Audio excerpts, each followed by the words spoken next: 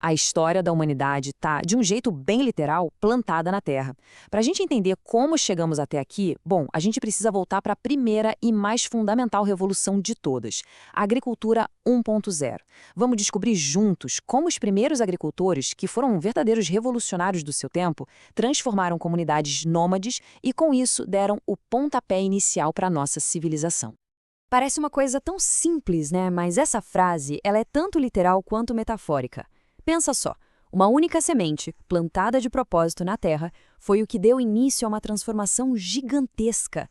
Foi o que tirou a humanidade daquele ciclo de sobrevivência do dia a dia e abriu a porta para tudo que a gente construiu depois. E aí fica a grande pergunta, né? Como é que a simples troca de catar um fruto para plantar uma semente deu origem a vilas, a sociedades super complexas e, no fim das contas, a própria civilização?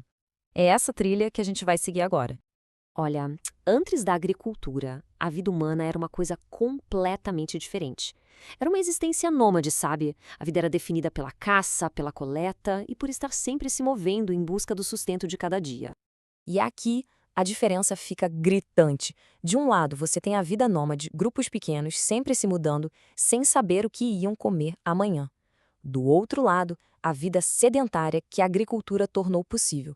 Comunidades maiores, fixas com a capacidade de planejar, de estocar comida, o que acabou levando a aldeias permanentes. Foi uma virada de chave total na segurança e na estabilidade da vida humana. E essa transição gigantesca tem um nome: a Revolução Neolítica. Mas, não foi algo que aconteceu da noite para o dia, não. Foi um processo lento, um despertar gradual para uma nova forma de produzir o próprio alimento. A palavra-chave aqui é gradual. Ninguém acordou um dia e pensou, tive uma ideia, vou inventar agricultura. Não foi assim. Foi o resultado de milênios de observação atenta da natureza.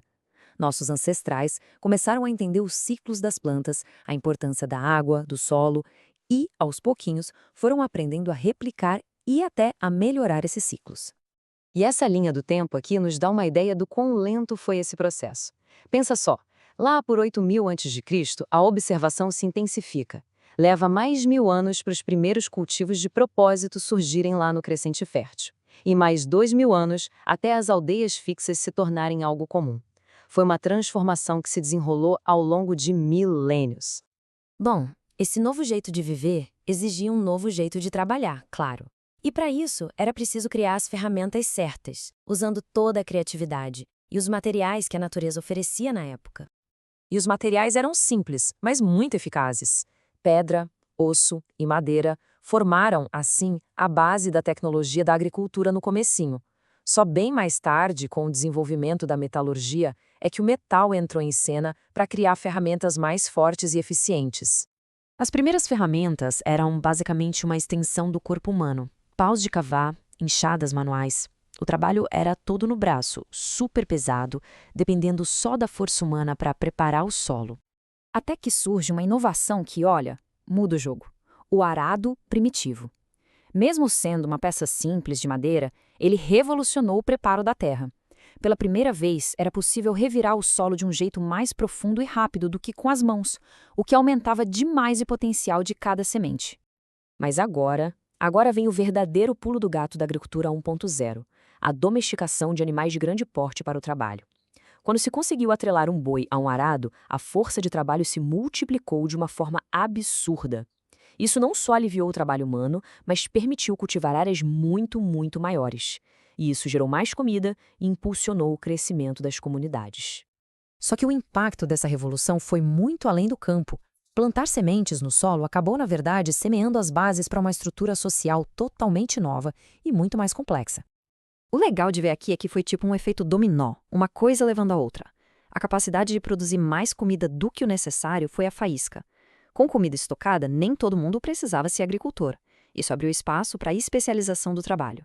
Aí, para gerenciar tudo isso, surgiram hierarquias, líderes e, finalmente, essas aldeias maiores e mais organizadas evoluíram para as primeiras cidades da história. Mas, é muito importante a gente não romantizar essa época. Essa nova estabilidade era super frágil. A vida na agricultura 1.0 não era um paraíso. A produtividade era baixa, a dependência do clima era total. Uma seca, uma inundação, uma praga, podia significar fome para a comunidade inteira.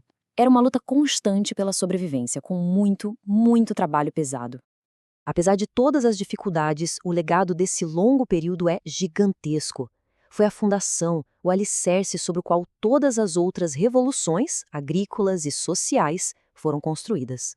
E essa frase aqui, nossa, ela resume tudo, né?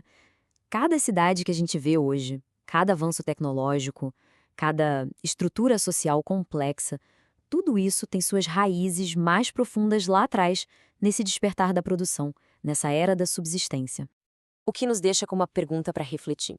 Se essa foi a primeira grande revolução agrícola, qual será a próxima?